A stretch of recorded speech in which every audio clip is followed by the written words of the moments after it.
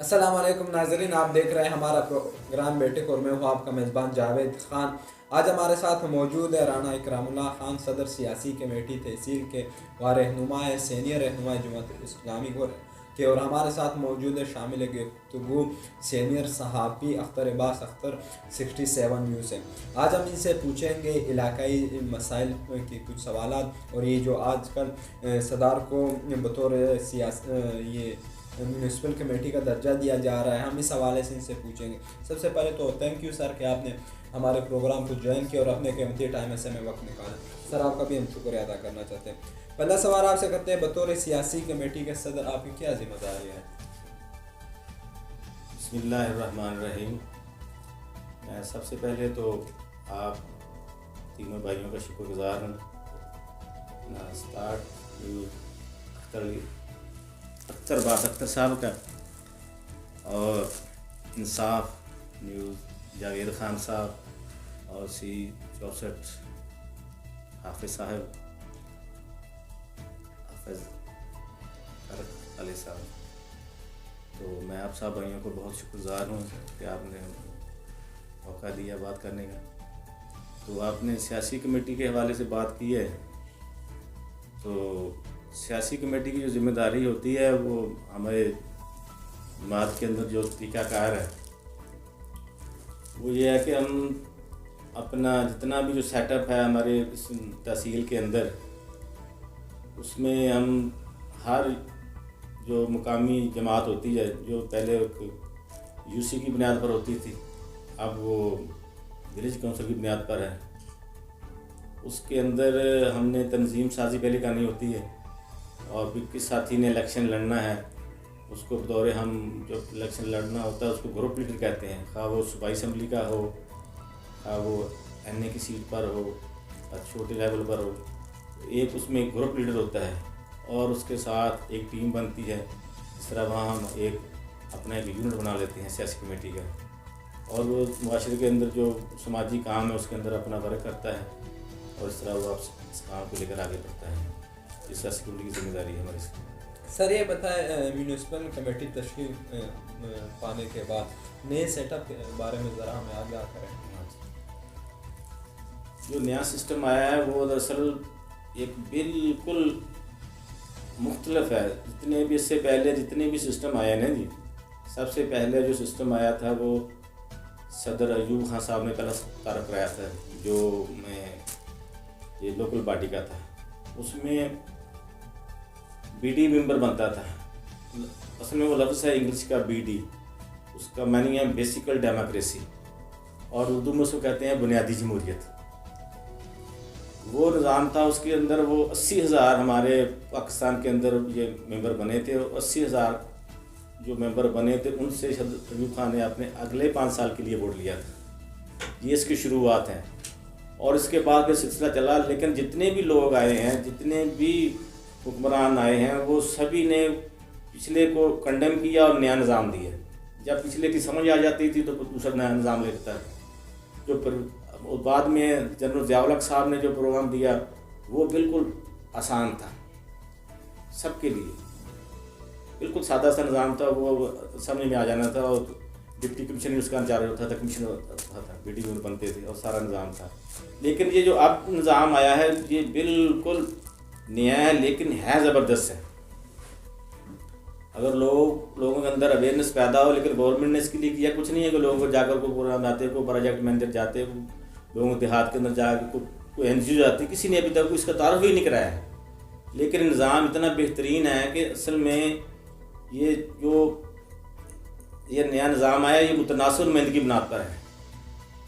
جو چھوٹی جماعتیں ہیں ان کا تو جو منشور ہے، جیسے جماعت اسلامی کا، میں جماعت اسلامی کے منشور کے اندر لکھا ہوا ہے کہ ان کا مطالبہ ہے کہ پاکستان کے اندر متناسب نمائندگی کی بنیاد پر الیکشن کرائے جائیں۔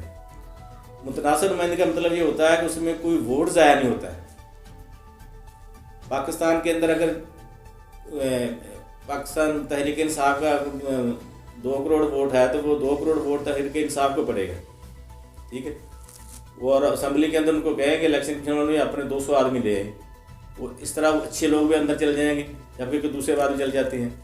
اسی طرح یہ لوکل باڈی پر جو انتظام ہے یہ بھی متناسب نمائندگی کی بنیاد پر ہی ہے. اس میں اس طرح ہے کہ اگر ایک میں مثال دیتا ہوں کہ ولیج کونسل کے اندر جو الیکشن ہوتا ہے جو ترتیب اس میں بتائی ہے نئے نظام کی جو ہم نے پڑھا ہے وہ اس طرح ہے کہ اگر ایک ولیج کونسل ہے اس کے اندر 6 ممبر ہیں 6 اس کے وارڈ ہیں, اس کے اندر کوئی نہ کوئی چیئرمین الیکشن لڑے گا نہ کوئی وائس چیئرمین ہے گا, 6 لوگ جو ہیں وہ ایز اے ممبر الیکشن لڑیں گے. 6 میں جو ٹاپر ہوگا وہ چیئرمین بن جائے گا اور جو دوسرے نمبر پر آئے گا وہ ممبر بن جائے گا. تیسرے نمبر والا جب تک سیٹیں ختم نہیں ہوگی وہ ممبر بنتے چل جائیں گے, کسی کا کوئی ووٹ ضائع نہیں ہوگا. اس لیے اس میں جو کمزور لوگ ہیں جو چھوٹے لوگ ہیں جو اپنے وسائل نہیں رکھتے وہ اس لوکل باڈی کے اندر آ جائیں گے اور اچھے لوگ بھی آ جائیں گے. اور دوسرا یہ ہے اس میں ہے کہ یہ ڈائریکٹ ووٹ لے گا, خواہ لارڈ میئر ہے خواہ تحصیل کا اپنا چیئرمین ہے خواہ کسی ولیج کونسل کا ہے یا میونسپل کمیٹی کا ہے یا ٹاؤن کمیٹی کا ہے, وہ جس طرح MP MNA الیکشن لڑتے ہیں وہ ڈائریکٹ ووٹ لیں گے ہم لوگ. اور اس کے اندر UC سسٹم جو ختم کر دیا گیا ہے اور ضلع کونسل بھی ختم کر دیا گیا ہے. ضلع کونسل بھی سیٹ اپ میں نہیں ہے اور UC سسٹم بھی نہیں ہے. ہماری جس طرح ہم تحصیل صدر میں رہتے ہیں, تحصیل صدر ہمیں جس طرح پہلے ضلع ڈیل کرتا ہے تحصیل صدر کرے گی. ہمارا جو ہیڈ ہے نا وہ تحصیل صدر ہے, تحصیل کا چیئرمین جو ہے وہ سارا کا ہوگا. آپ نے جو میونسپل کمیٹی کے بارے میں اگر پوچھا ہے تو یہ اگر صدار کے اندر میونسپل کمیٹی بنی ہے لیکن وہ پتہ کہ ہاں بنی ہے, خلاؤں میں بنی ہے, اعلان ہوا, سب کچھ ہوا ہے, لیکن ادھر ہمیں کوئی چیز نظر نہیں آ رہی. میونسپل کمیٹی اگر آپ تھوڑا تک کسی دن میرے ساتھ جائیں تو آپ کو ڈچکوٹ کا وزٹ کرائیں. ڈچکوٹ کے اندر ایک سیٹ اپ بنا ہوا ہے, پہلے وہ ٹاؤن کمیٹی تھی, اب اس کا درجہ بڑھ گیا ہے اور میونسپل کمیٹی ہے. اور بہترین وہاں ایک سیٹ اپ ہے, وہاں کم از کم ان کے پاس 10 سے 12 گاڑیاں ہیں اور ساری گاڑیاں نئی گاڑیاں ہیں, بالکل نہیں. ان کے جو عمر فاروق صاحب ہے وہ بڑا تعاون کر رہے ہیں جو PTI کے ہیں, تو انہوں نے ساری نئی گاڑیاں دی ہیں. ان کا آفس ہے, ان کے دفاتر ہیں, ان کی ڈپارٹمنٹ ہیں, انجینئر ڈپارٹمنٹ ہے, ٹیکس برانچ ہے, وہاں CO بیٹھتا ہے, وہاں سب انجینئر بیٹھ رہا ہے, وہ ایک پورا نظام ہے اور اپنے علاقے کے اندر بہترین کام کر رہے ہیں. ان کی لائٹ برانچ کی بھی گاڑی ہے, ان کی انجینئر برانچ کی بھی گاڑی ہے, ان کی جو اپنا پانی والے ہیں وہ ٹریکٹر بھی ان کے پاس ہیں, صفائی والے بھی ہیں, ملبے والے بھی ہیں. سارے لوگ, میں صبح جاتا ہوں ادھر میرا اسکول ہے تو وہ کام کر رہے ہوتے ہیں. اسی طرح یہ میونسپل ہمارے صدار والوں کی تو خوش قسمتی ہے کہ ان کو ڈائریکٹ ہی میونسپل کمیٹی بنا دیا گیا ہے. اچھا صاحب معذرت کہ میونسپل کمیٹی سے پہلے ٹاؤن کمیٹی بننے ضروری ہے یا ڈائریکٹ بھی بن سکتی ہے, اس کے کیا پروسیجر؟ ہاں یہ ڈائریکٹ بھی بن سکتی ہے. اس کا اصل میں جو ہے وہ اس طرح ہوتا ہے کہ یہ آبادی کے لحاظ سے بنتی ہے. جو سروے کرتے ہیں نا جی وہ آبادی بھی دیکھتے ہیں اور اس کے اندر دیکھتے ہیں بزنس کتنا ہے, اس کے اندر کتنی ملیں ہیں, کتنے سیزنگ ہیں, کتنی پاور لوم ہیں, کیونکہ کل کو انہوں نے ٹیکس بھی لگانا ہوتا ہے. میونسپل کمیٹی کے جتنے ٹیکس ہیں وہ ایک علیحدہ ٹیکس ہے پنجاب گورنمنٹ کے ٹیکس سے, مرکز کا ٹیکس الگ ہے, پنجاب گورنمنٹ کا الگ ہے جتنے. لیکن جو میونسپل کمیٹی ہے یہ خود اپنا سارا نظام چلاتی ہے, وہ ٹیکس سے وصول ہے. جس طرح ہماری میونسپل کارپوریشن ہوتی تھی وہ چونکیوں کے جو مد میں پیسے ہمارے پاس آتے تھے اس کے سارا نظام چلاتے تھے. فیصل آباد میونسپل کارپوریشن 52 اس کے پاس پرائمری اسکول تھے اور 28 مڈل سے اور 10 ہائی اسکول تھے. میونسپل کمیٹی چلاتی تھی, اتنے اس کے پاس وسائل تھے. سب کی امیر ترین پاکستان کی میونسپل کارپوریشن تھی. اسی طرح ضلع کونسل بھی یہ سارے فنڈ اکٹھے کرتے ہیں, کاروباری لوگوں سے لیتے ہیں, لائسنس بننے شروع ہو جاتے ہیں دکانوں کے دوسرے. لیکن میں کہتا ہوں اگر بعض میونسپل کمیٹیاں بڑی مدت سے بنی ہوئی ہیں پنجاب کے اندر, ان کے اندر کچھ بھی نہیں ہے. ایک بورڈ ادھر لگایا ہوا ہے, ایک بورڈ ادھر, ایک ادھر کرسی لگا کر بیٹھا ٹیکس لے رہے ہیں, ادھر بیٹھا ہے. 4 آدمی میونسپل کمیٹی چلا رہے ہیں, وہاں کچھ کو مسئلہ نہیں ہے. جیسا کھلیا والا ہے 2 بارڈ لگانے کے بعد لکڑی کے بیٹھ جاتے ہیں, پیسے لینے شروع کر دیتے ہیں. لیکن جو مجھے نظر آ رہا ہے وہ صدار کے ساتھ بھی مجھے نظر آ رہا ہے اس طرح ہی ہے. اعلان ہوئے کتنا عرصہ ہو گیا لیکن گورنمنٹ نے کوئی بالکل, ابھی سنا کہ صوبہ سرحد کے اندر الیکشن ہو رہے ہیں بلدیات کا, انہوں نے اعلان بھی کر دیا ہے. لیکن یہ ہے کہ ہم تو یہ آپ کی وساست سے ان کو کہنا چاہتے ہیں کہ اگر آپ نے جو چیزیں سیٹ اپ بنائے ہیں, سیٹ اپ بہترین ہے, بہت زبردست نظام ہے, لیکن یہ ہے کہ عملاً اگر کچھ نظر تو آئے نا, جیسے صدار کی کتنی بری حالت ہوئی ہے, کتنے وہاں ہم نے مظاہرے کیے ہیں اور بھی لوگ سارے کر رہے ہیں, تو پھر تھوڑا بہت ابھی کام شروع بھی ہو گیا ہے. تو اس لیے یہ نظام بہترین ہے. یہ جو میری بات سمجھ میں آئی, میں نے آپ کو بتایا کہ سسٹم اس طرح چلے گا. اس میں ولیج کونسل ہے, یہ دیہات کے اندر ہے, نیبرہڈ ہے, یہ شہر کے اندر ہے, یعنی اس کے بعد یہ ٹاؤن کمیٹی ہے, اس کے بعد یہ میونسپل کمیٹی ہے, پھر یہ ہمارے جو فیصل آباد ہے اس کا یہ میونسپل کارپوریشن کا درجہ بڑھا کے اس کو میٹروپولیٹن بنا دیا گیا ہے، یعنی اس طرح یہ اپنے اپنے نا اسٹیٹس کے حساب سے چلتے ہیں۔ اچھا خان صاحب، یہ ولیج کونسل، ٹاؤن کمیٹی اور میونسپل کمیٹی انتخابات میں کیا فرق ہوگا؟ سیم طریقہ کار ہوگا یا مختلف ہوں گے؟ یہ نہیں، ان کا چناؤ کیسے ہوگا ممبران کا؟ ان کا طریقہ میں آپ کو شروع میں بتایا تھا کہ ان کا چناؤ کا طریقہ تحصیل کونسل تک ایک ہی ہے۔ جو بھی آدمی ہے نا اپنا الیکشن میں حصہ لے گا وہ ڈائریکٹ ووٹ، اس میں اس طرح نہیں کہ ایک ناظم بن گیا تو نائب ناظم آٹومیٹک ساتھ بن گیا، کوئی پینل نہیں ہے اس میں اس طرح کا جو جوڑی نہیں ہے۔ اس میں ہر آدمی جو تحصیل کا الیکشن لڑے گا وہ بھی ڈائریکٹ ہی ووٹ لے گا، جو میونسپل کمیٹی کا ہے وہ بھی ڈائریکٹ لے گا، جو ٹاؤن کمیٹی کا وہ بھی ڈائریکٹ لے گا۔ جس نے نمبر زیادہ کیے وہ اپنا چیئرمین بنے گا، دوسرے سے میں نہیں ہے۔ ہم اختر عباس صاحب کی طرف چلتے ہیں۔ سر یہ بتائیں، جس طرح ان کا اب ڈائریکٹ ووٹ یعنی اسی طرح جس طرح ہم انتخابات میں ووٹ ڈالے جاتے اسی طرح ووٹ پڑیں گے، تو اس طرح ووٹ ڈالنے سے کیا اثرات پڑیں گے؟ پہلے تو انڈائریکٹ ووٹ ہوتے تھے، اب ڈائریکٹ ووٹ ان کو ملیں گے، تو اس سے عوام کو فائدہ ہوگا یا جو منتخب نمائندے ہوں گے ان کو فائدہ ہوگا، یا اس طرح منتخب ہونے والے لوگ کیا عوامی مسائل حل کر سکیں گے؟ جی بالکل جویل بھائی، اصل تو یہی ہے نا کہ گراؤنڈ لیول پہ جب تک آپ کو مسائل کا پتہ نہیں ہوگا نا، آپ مسائل حل نہیں کر سکیں گے۔ ساری بات ہے، جو نیا سیٹ آ رہا ہے تو یہ غریب لوگ، کوئی بھی جس طرح رن صاحب نے کہا ہے کہ کوئی بھی لوگ جو زیادہ ووٹ لے گا نا وہ منتخب ہو جائے گا۔ تو جو نچلی سطح پہ جا کے لوگ، اب ایک کونسلر کو پتہ ہے کہ میری گلی کے کیا مسائل ہیں، وہ ایم پی کو نہیں پتہ۔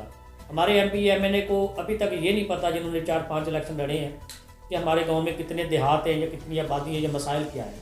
حل تو بات کا مسئلہ ہے نا، آپ کے مسائل جب تک آپ کو پتہ نہیں ہوگا وہ آپ حل نہیں کر سکتے۔ جب تک یہ اس طرح کا کوئی بندہ جا کے الیکشن لڑ کے منتخب نہیں ہوگا، جس کو کہ گراؤنڈ لیول پہ پتہ نہیں ہوگا، وہ آپ کے مسائل حل نہیں کر سکے گا۔ سر یہ بتائیں، میونسپل کمیٹی میں ممبران کی تعداد کتنی ہوتی ہے اور ان کی کیا ذمہ داریاں ہوتے ہیں عملے کی؟ دیکھو، میونسپل کمیٹی کے اندر تعداد مختلف ہے۔ جس طرح آپ کو میں بیسک چیز بتاتا ہوں، جس طرح ولیج کونسل ہے نا، ایک ولیج کونسل 2000 ووٹ سے لے کر 10,000 تک وہ ولیج کونسل ہے۔ اگر 2000 کی ولیج کونسل انہوں نے بنا دی ہے تو اس میں ممبران کی تعداد کم ہو جائے گی، اس میں 2 ہو گئے یا 3 ہوں گے۔ اگر وہ 10,000 ہی، جیسے ہمارے میں جس ولیج کونسل میں رہتے ہیں اس کی تعداد ووٹ کی 10,000 سے بڑھ گئی ہے، ایک ہی گاؤں کی اتنی آبادی ہے، تو اس میں ممبران کی تعداد جو ہوگی وہ 5 ہوگی اور 6 بھی ہو سکتی ہے۔ وہ اب شیڈول آئے گا اس میں 19-20 ہو سکتا ہے۔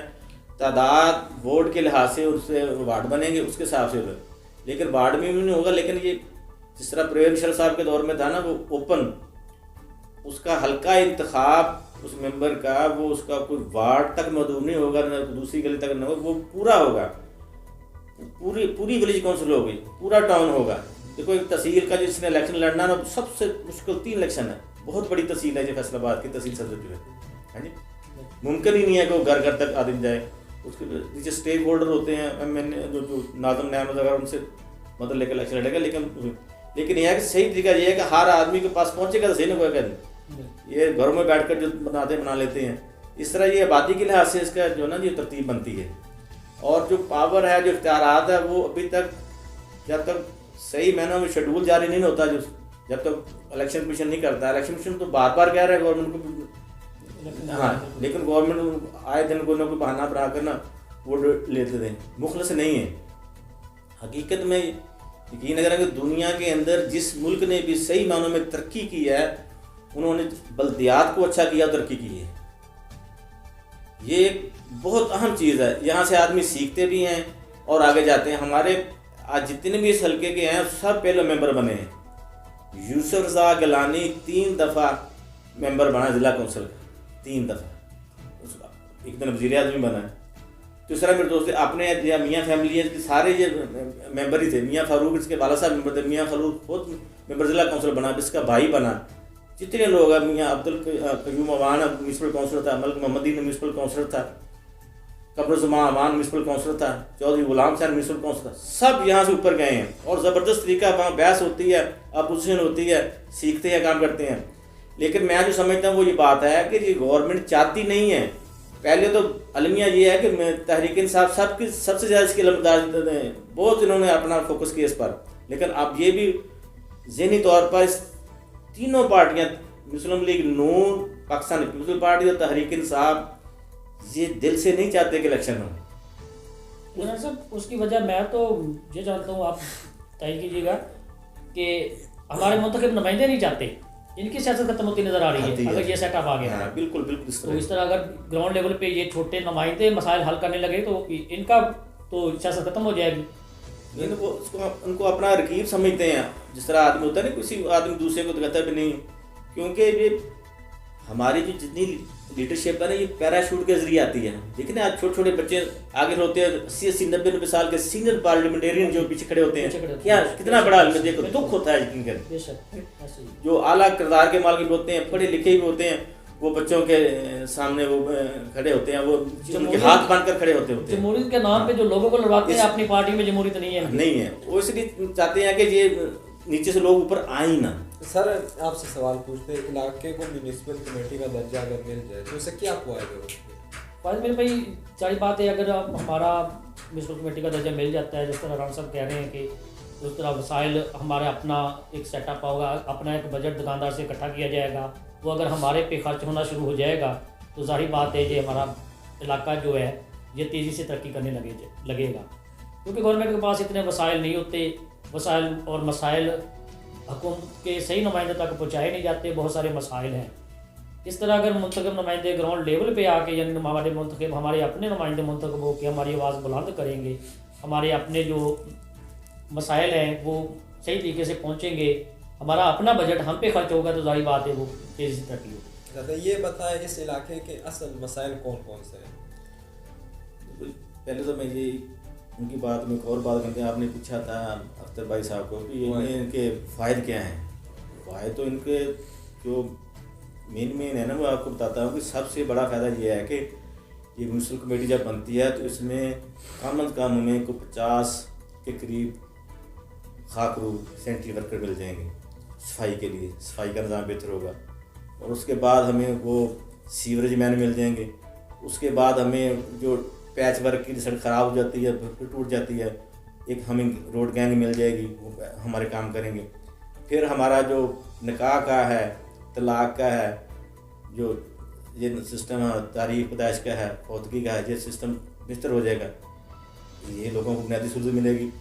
اس طرح لائٹیں لگ جائیں گی، یعنی کافی مطلب صفائی کے حوالے سے اور کافی بہتری سماجی طور پر آئے گی. لوگوں کو فائدے ہوں گے اگر وہ عمل درآمد ہو.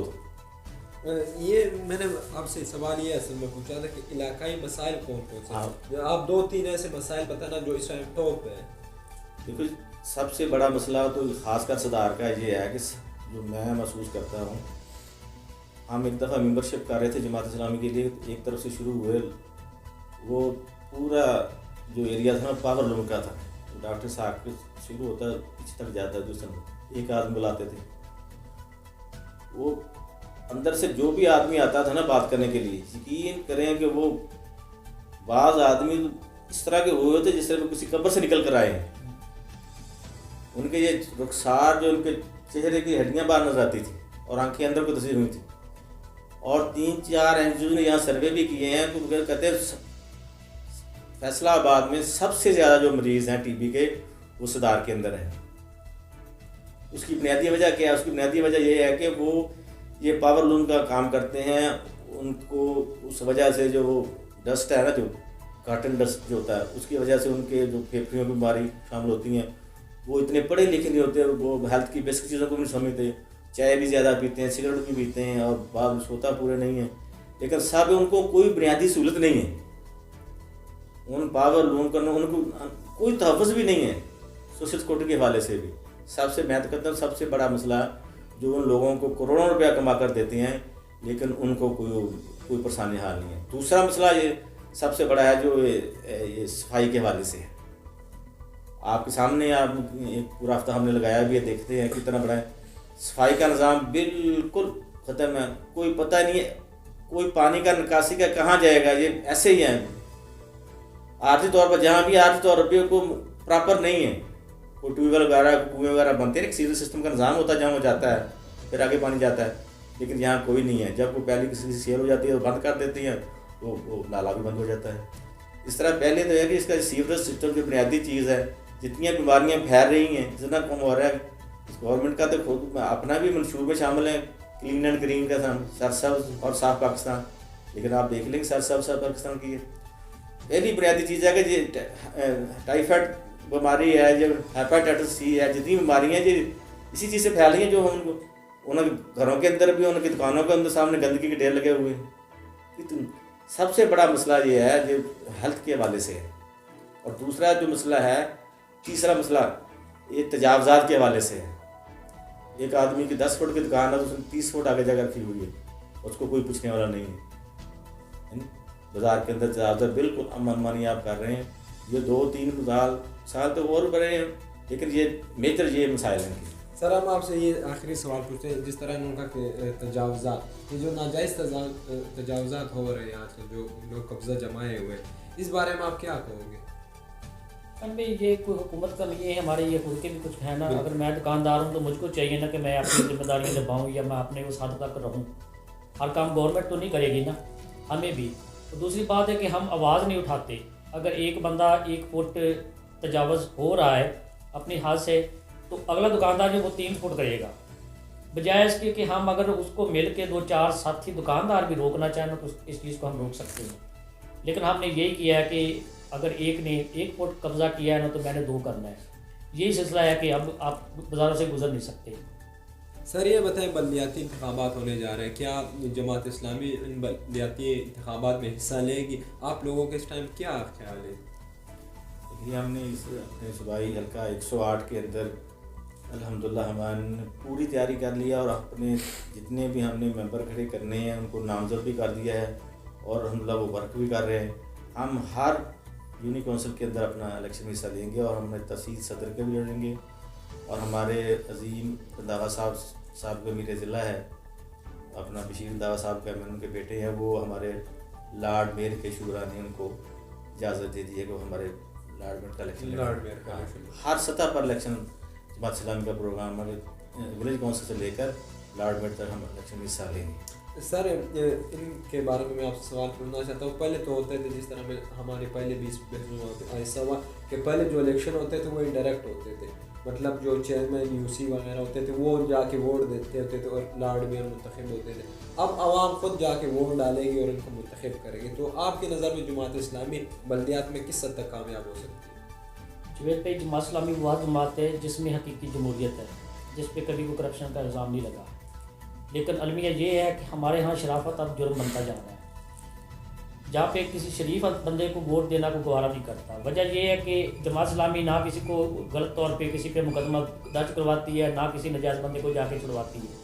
ہمارے ہاں خالہ کلچر ہے، جس کی وجہ سے جماعت اسلامی سب سے پہلی جماعت ہونے کے باوجود بھی پیچھے ہے. لیکن اگر دیکھا جائے تو جو واحد جماعت ہے جو سارا سال آپ کو کام کرتی نظر آئے گی، وہ کوئی بھی ایشو ہو، وہ عوامی مسائل ہو، کسی نہ کسی پلیٹ فارم پہ آپ کو آواز بلند کرتی نظر آئے گی. ناظرین، یہ تھا آج کا ہمارا ایک چھوٹا سا پروگرام بیٹھک، جس میں ہمارے ساتھ موجود تھے رانا اکرام اللہ خان صاحب. ہم ان کا شکریہ ادا کرنا چاہتے ہیں کہ انہوں نے اپنے قیمتی ٹائم میں سے وقت نکالا. ان کے ساتھ ہمارے اپنے قیمتی ٹائم میں سے وقت نکالنے والے ہیں اختر عباس اختر صاحب. ہم ان دونوں کا شکریہ ادا کرنا چاہتے ہیں. تب تک دیجیے ہمیں اجازت، جب تک ہم آئیں گے کسی اور مہمان کے ساتھ آپ کے سامنے. اللہ حافظ.